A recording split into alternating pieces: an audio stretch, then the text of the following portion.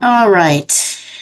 So let's start first. This year we now have two categories of global grants. The seed grants that you're all familiar with, but we're also now going to offer some travel grants.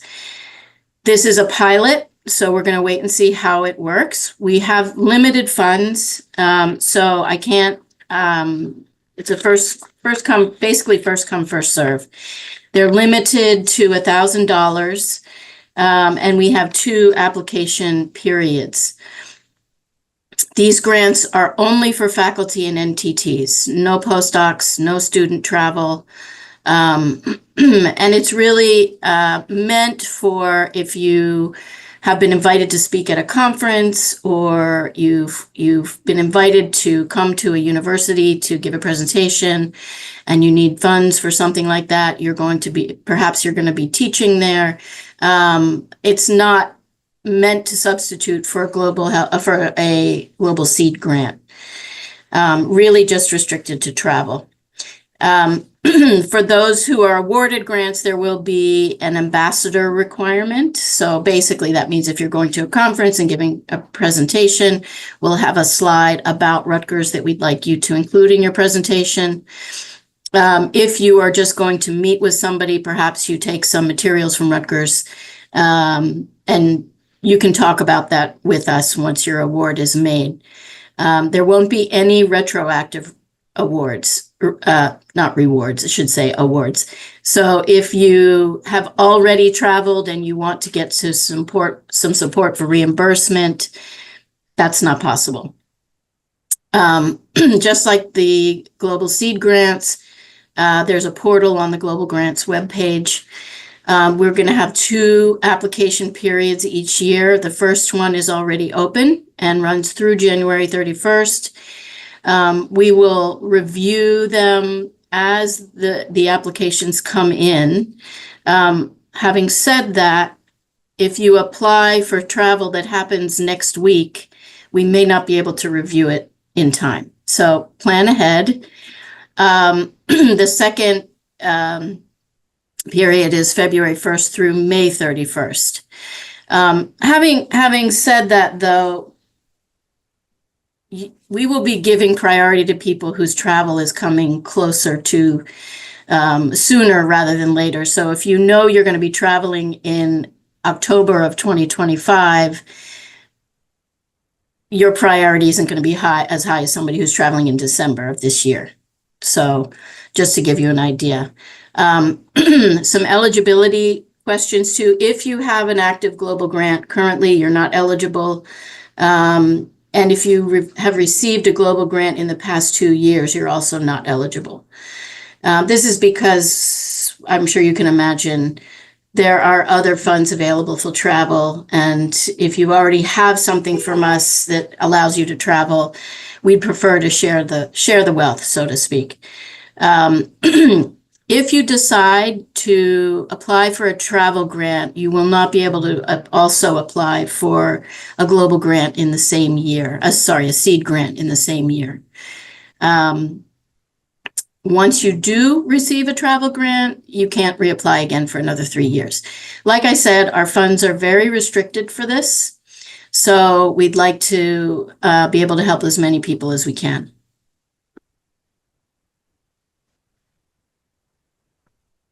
Okay. Now the seed grants. Yes. Oh, you want to go ahead then? Yes, Yeah, you go sure. ahead, Afia. Sorry. Oh, no problem. No problem.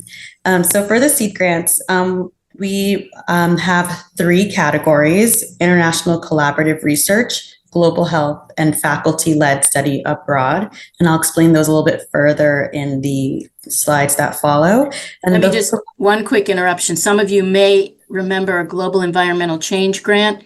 We are not offering that through our office anymore. The Rutgers Climate and Energy Institute is now offering a grant that covers those topics. Sorry, go ahead, Evia. Yes, thank you for that note. Just want to put emphasis on the word seed money. Proposals must use the funds as seed money to develop a new project or idea with the goals of obtaining external funding and having a long-term impact. So we're just hoping to help you get your project or program started and hoping that it can grow into something more in the future. With eligibility, once again, it's tenure track, clinical, and NTT faculty with Rutgers appointments. No postdoc for our seed grants. And also, you cannot have an active global seed grant. And for active, it's anything as long as you haven't received a global grant award in the past 3 years. You may still try to apply, but we'll prioritize those who have not received anything in the past 3 years. And you can only apply for a single seed grant. And as Joanna mentioned previously, you can't apply for a travel grant and seed grant in the same year. And you cannot apply for a research council grant or other internal funding opportunity in the same year on the same topic. So if you have something that you are proposing with the research council, but you have something maybe completely different, then you can bring the completely different thing over to the seed category side. Ready for the next slide. Thanks. So the International Collaborative Research Grants, they're, as I kind of mentioned, they promote collaborative and interinstitutional research and scholarship with existing or new international partners. I think before we did this presentation, I did get a couple questions about that. If you can bring in a new partner, that's totally fine and encouraged. And special priority is given to projects with collaborators from South Korea, India, and Ghana. And the maximum request is $10,000 for up to 2 years. You can have a project that's about a year. It's up to you, but the maximum that we have is for 2 years. For global health seed grants, they need to be interdisciplinary activities that address health challenges around the world and in communities in New Jersey. And within that, there's education, training, and capacity building ones, and research. And if you have any additional questions about that, you can reach out to Global Health. And I just want to make a note that priority is given to projects that focus on partnerships that directly impact health inequality or inequities. And if you need more specific information on what maybe perhaps they are maybe looking for, definitely reach out to them for that. I'm ready for the next slide. Okay, and lastly, we have our faculty-led study abroad grants. There are 2 subcategories within this one. So the first is site exploration grant. So it's best for faculty who want to assess a location's viability for a future study abroad program. And the second one is the program implementation grant. And that's for those who are very familiar with an area, probably already have a site exploration grant from the past, and they are ready to move on to the next phase. So going back to the site exploration grant, the funds would be for, I'm sorry, I think there's some people waiting in the waiting room, excuse me. Sorry. So it's mostly for site visit expenses for evaluation, such as scouting trip potential sites, meeting with local partners, accommodations, transport, guest lecturers, things like that. And it's up to $3,500 and just a year. Whereas the program implementation grant is to launch a program where you already have that expertise, that experience, as I mentioned.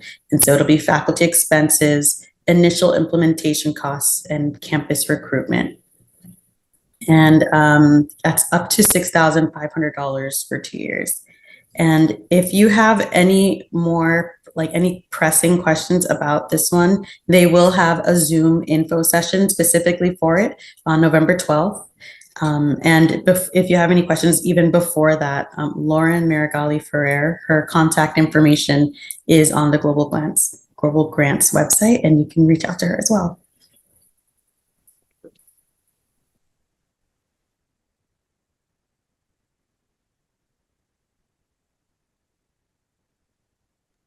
Sorry about that. I'm on mute. Thank you, Afia.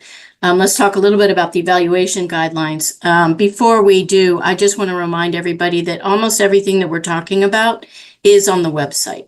So if you've looked at it and you haven't seen it, make sure you've scrolled all the way down. There are, I call them accordions, that you can open up that give you all more details about everything.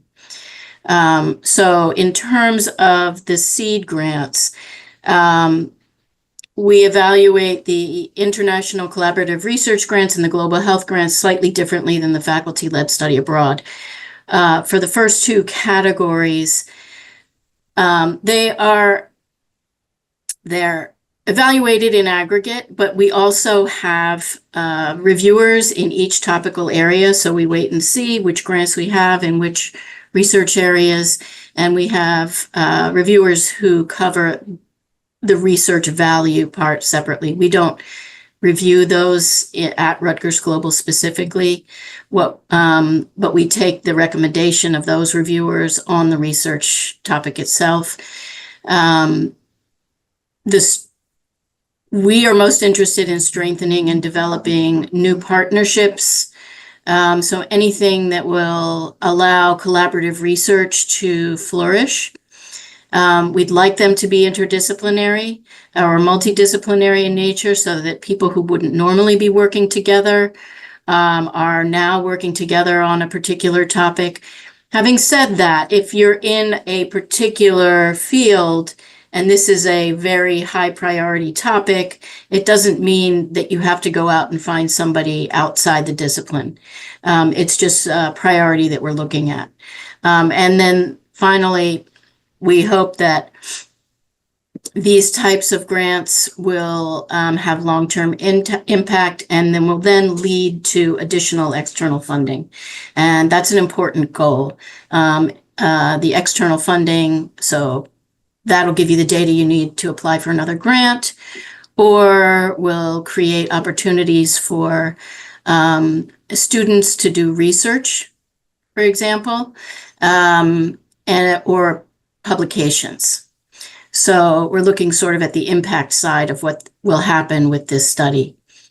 For the faculty-led study abroad seed grants, it's a little bit different because the focus is on providing immersive opportunities for students, so some significant cultural immersion, of course, one or more units of academic credit, and whatever it is that models the best practices for inclusion, for diversity, and multidisciplinary perspectives in the study abroad. Many of these types of programs they're short-term, they happen over the summer, during the winter session, or they're embedded in a course. These particular proposals must create a capacity for at least 12 students in order for it to be viable. And these programs also must run through Rutgers Global Study Abroad.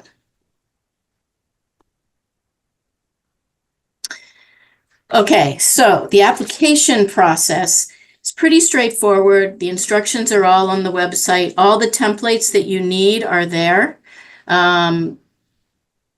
Basically, it's a fully signed cover sheet, a project description, a detailed budget. We get lots and lots of questions about the budget all the time. You can use the Rutgers, the RAPS budget if you like. You can use your own departmental budget, but it needs to be specific about what the costs are. So a budget that just says, I'd like $6,000 for travel isn't quite good enough. I need to know a little bit about what the expected airfare is, or how many days you'll be there, all those kinds of details. A lot of that can be put into the budget narrative as well. We are happy to accept any format that works for your school or your department. That's fine, but we will need information. We also need a signed letter of support from the project directors at your partnering institution. So it can be the director or it could be someone above the director. So let's say you have another faculty member, it could be their dean or department chair. who signs the letter, or the letter could come from them as well. But we do need to have that letter of support.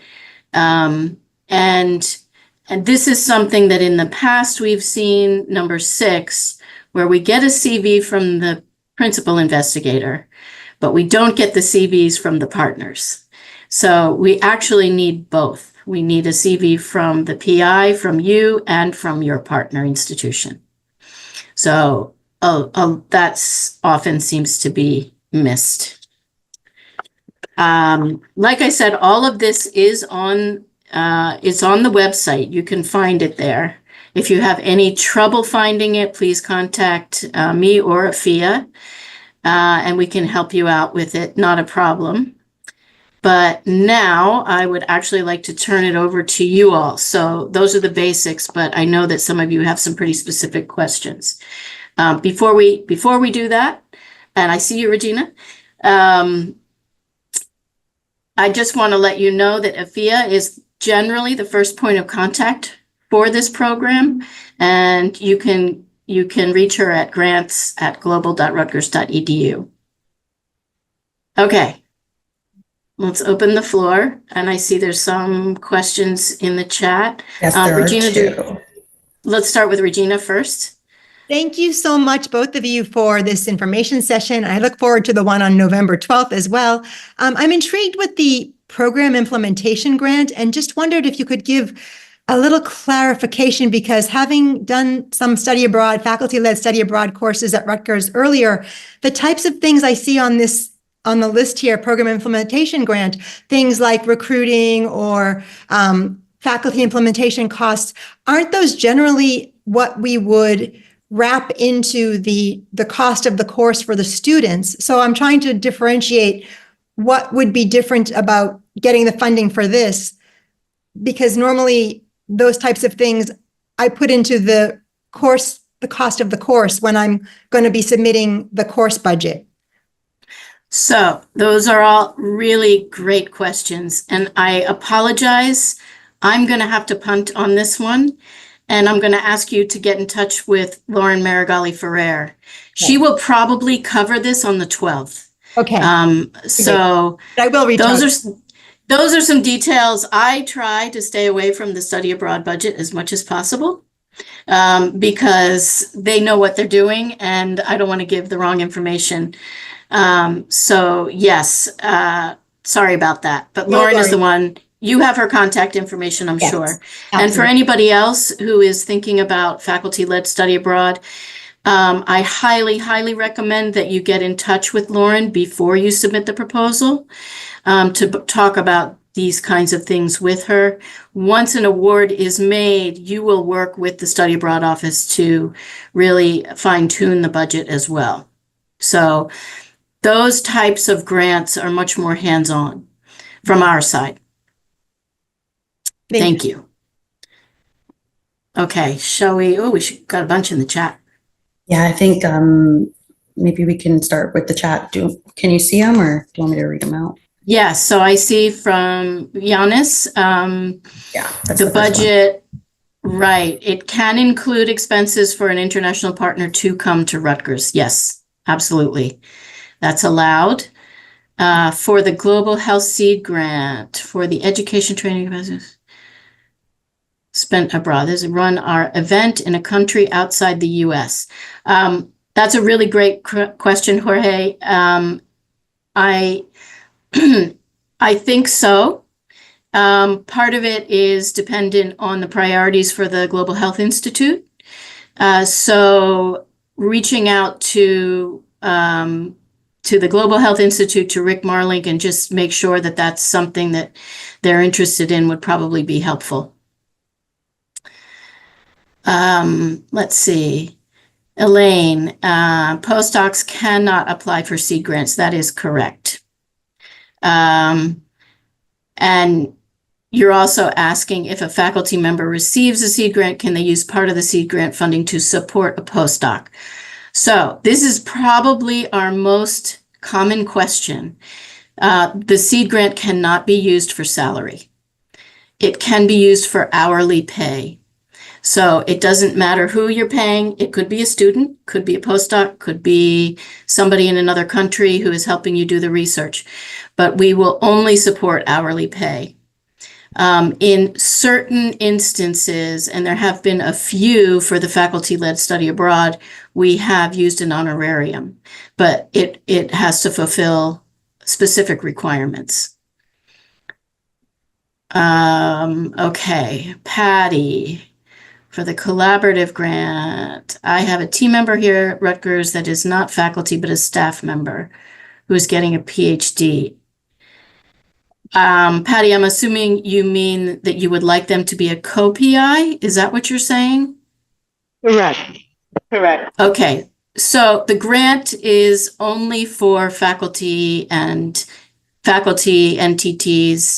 and clinical. They could certainly be part of it, but they can't be a co-PI.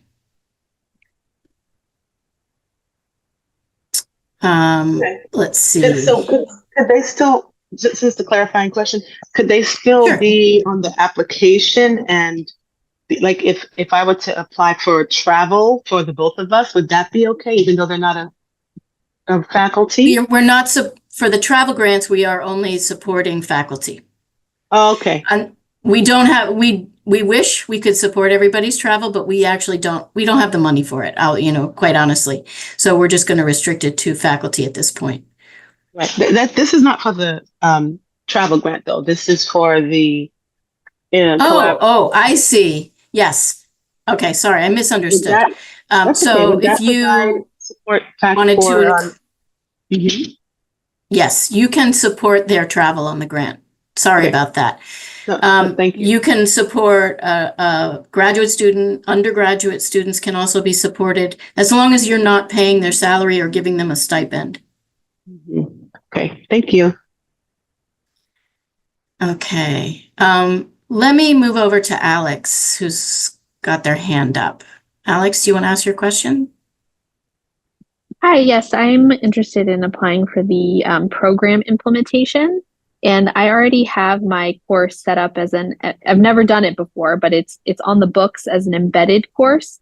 So I'll definitely try to attend that November 12th. But for the project description, if you could talk about what one would do for that in terms of a course that's already, like, do I just put the description that I've already submitted to Rutgers Global for that, and the letter of support from the program institutions in the country, if you could talk about what that would be for a study abroad class, that would be great. Sure. So I think that you've actually figured out part of it. Yeah, your description about that's already in the embedded class certainly would be appropriate as the project description. For your partners, I guess it would depend on who your partners are and which ones you're going to be using specifically. Are you going to be going to specific institutions, or is this something different? Yeah, so we'll be working with it's in Egypt, and we'll be working with the American Research Center in Egypt. So that would be our partner. So just like one letter from them saying that they're going to support us.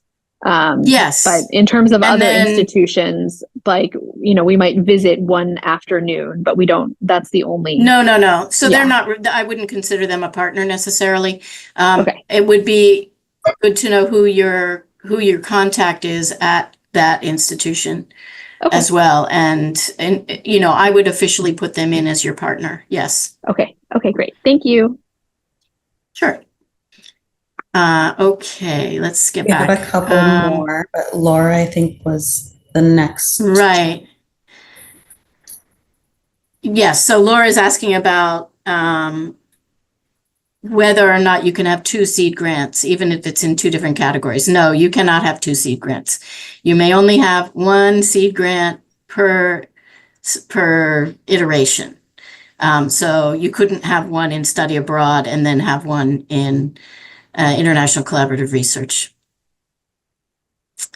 Let's see, Abigail, the responsibilities and roles of the project director for the international collaboration grant.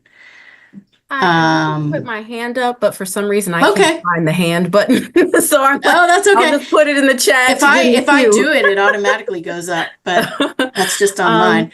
Yeah, so my question is, and I have a couple. So I am working with a university partner as well as local NGOs. And so for the letter of support, I noticed in this round, it said that it had to be from the project director. And I just wanted to clarify if that's the chair or, I'm sorry, the CV. Is that the chair? Is that the CV of the kind of chair or the person that'll be leading? I just want, what is the project director's role in terms of the CV? Right, I understand. So this was written assuming that it was going to be faculty to faculty, which isn't always exactly the case. So the project director is basically the person that you're going to be working with the most. So if you're working with an NGO, whoever that contact is, if you're working with multiple NGOs in this similar kind of capacity, then you would provide a letter from both of them, a letter and a CV from both of them. Okay, excellent. Does that So it's help? just the person you're working with the most, basically. Yes, yes. Okay, great. So that was the one question. So then the second question about the budget, and it was way too much to type in the chat, is so I had for the local NGOs that I be working with, they have we've just been talking about potential budgets, and I noticed that it says hourly payments are available to certain classes of employees, and I'm wondering if the NGO staff can be paid for doing the data collection. And is it like conversion rates as I'm putting the budget together? Should it be in the local currency? Should it be in USD? I'm just kind of wondering, what are the limits on that? Are there like a limit on the number of people that it can be? So all good questions, actually. What's your country? Where are you Ghana. doing this? In Ghana. Okay, so you can certainly pay people overseas. It gets complicated, but if your department is willing to, do what needs to be done, then we can add these people as vendors. However, say if you have one or two people, that makes sense. If you have, say, a crew of 10 people that you are sending out, it might make more sense to do that as an honorarium, and it depends a little bit on what the expectations are. If it's just data collection, we can definitely talk more about that.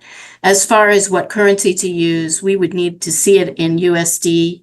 And I would probably use the guidelines for the country that you're in for doing that, rather than what the expectations would be for someone who is collecting data here in the US. So what would be appropriate in Ghana for having someone work on data collection? So kind of depends a little bit on the situation, but it's certainly possible. Okay, so in the budget, when I read it, because for example, they were saying a team of 5 people. And I'm like, is that wild? Does that seem too many? But then you said 10. So I guess 5 isn't too much. Yeah, it depends. We've had projects where people have had a team of 10 students who were then sent out to do collecting data. They each got $20 to do it, and that was done as an honorarium or something like that. But we've also had graduate students working in institutions in other countries who were paid as an hourly rate to do translation, for example. So it depends on what it is that's needed, but it's all possible. All right, great. And it is okay for it to be the local NGO staff doing because Yes. the question, I also have last question is, because I feel like I noticed that cost of the flight, because they're able to do the data collection without me being there.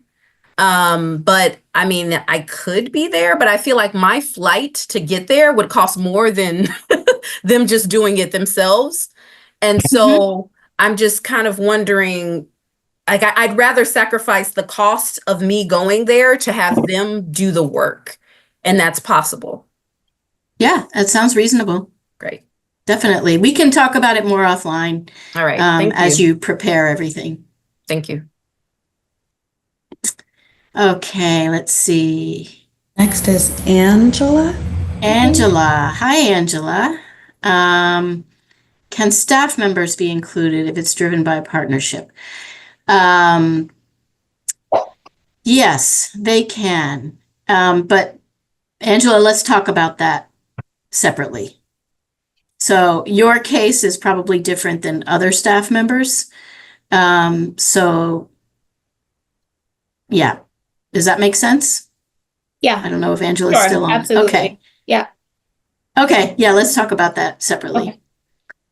Let's see what else we have. So Sharon just asked about using money for survey translation. Do you mean translation by what kind of translation are you talking about? So I have a survey on occupational health and stress, and it would be a translation from English to about 4 or 5 target languages, and back translation, parallel translations, just to ensure Sure. that the metric equivalence. Yeah, absolutely. And can the international partnership extend beyond? Yes, you can certainly have as many countries as you like, as long as you don't stretch yourself too thin, but it is only a seed grant. And Yeah, there's no limit on the can- countries. Can we actually, if I can follow up with that, utilize an online survey platform, data collection platform like Cloud Research that has access to respondents across the globe to Yeah, I utilize think it them and definitely. pay the survey respondents that way? Okay, so I'm going to say yes to that. However, you would need to put that through IRB. So they will have the ultimate say on what kind of platform you can use and how you can collect the data in that way. Does the IRB have to be completed before submitting the grant? No, not at all. In fact, one thing I did forget to talk about, well, not forget, but what I didn't mention is when your grant is awarded, should your grant be awarded, we want everybody to submit through RAPS. You can absolutely submit through RAPS during the proposal process too. We just didn't want to flood the RAPS system. We had over almost 100 grants last year submitted. So we recommend that you wait until you find out if your grant has been submitted. Once it's been, once it's been awarded, once it's awarded, then you would submit through RAPS. If you want to go ahead and do it ahead of time, it might make the IRB process go faster. Once you get the all clear going through RAPS, then that's when we allocate the funds. Okay. And if part of the budget includes hourly pay for a student to start working on, would we be able to get a portion of the funds to help with the student part of it, or would we have to have that IRB approval done before we bring the student in? Yeah, you need to have everything first. Okay. Because if there's a big holdup, and we don't anticipate that there will be, but if there's a big holdup on the IRB, then it gets a little tricky with the money that's already been transferred. We have had instances of grants being held up for a couple of years. It's not as very much not the typical case, but it does occasionally happen. My understanding of the IRB process is much better now. So, And I think, and you also asked sorry, go ahead. as a special case, I'm a new faculty member to Rutgers, but I got IRB approval just before leaving my other institution. And I think that IRBs are now, institutions are now accepting other institutions' IRBs. Would it help that I send that as a placeholder that says, look, I got it from this other institution. I don't anticipate problems with this one? I cannot speak for the compliance folks. So, but I would certainly use it in your record when you do create the RAPS record. It'll probably be important information for them. I also see that you asked about indirects. These are internal grants, so there is no F&A. Okay. So don't worry, you don't need to include any of that. Thank you. let's see, Li Zhu asked about for the ICR grant. The letter of support need to be signed by the collaborator or the dean or chair of the collaborator. That's kind of up to the institution that you're collaborating with. Some institutions prefer that their dean or director of a program is the one who signs these letters rather than the actual person that you're collaborating with. So if you have any questions about it, we can talk about it offline as well. Sarah, your question is about taking students abroad. So the faculty-led study abroad grants. You're designing a short-term experience for law students. The shortest abroad experience. What is the shortest study abroad experience? Gosh, that's a really good question. I think the shortest ones that I really know about are the ones that go over spring break. So they'd be a week long.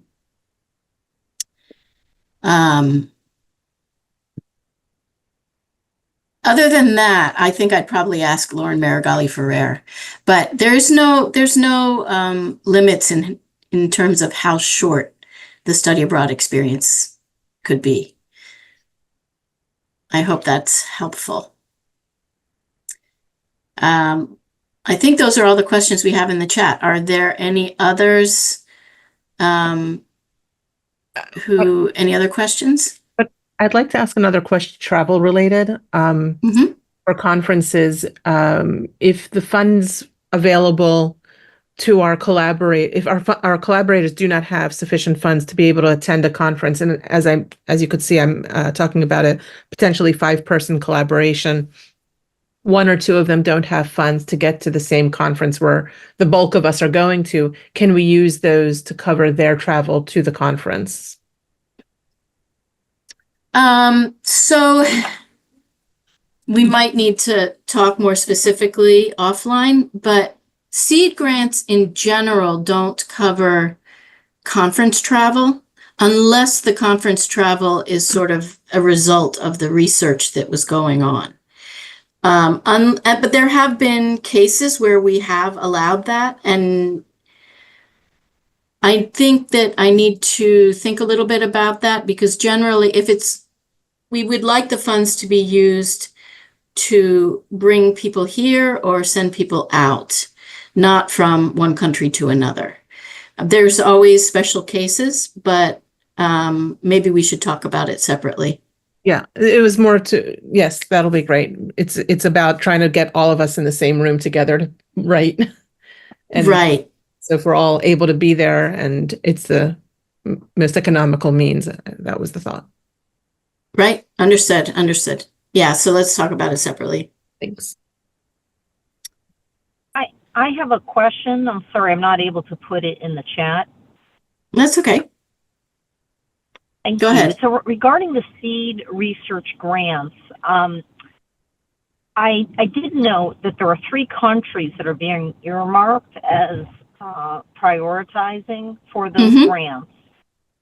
Yes. And if a faculty member has a research grant with a current or former collaborator in a country outside of those 3, I would assume that would be less of a preference. I heard you say that these grants are to stimulate or leverage new collaborations. Is that correct? Yes. Yep. Okay. Yep. It's to strengthen some that we already have, to expand them, and also to create new ones. So the reason for the 3 is those are 3 countries that we have targeted for to strengthen our relationships with. It doesn't mean that we're not going to be funding grants to countries that are not one of those 3. It's just that those are some priority areas that we have at Rutgers Global in particular. Right. And how many awards are you anticipating for the research seed grants provided? So that's a good question, and I don't like to give an answer necessarily because it depends a little bit on some of our fundings. But In the past, we have funded about eight to 10. You can see what the past grants are that we've funded on the website. There's a link that'll take you to the grants that have been funded in the past 5 years. I think we'll probably close it here then.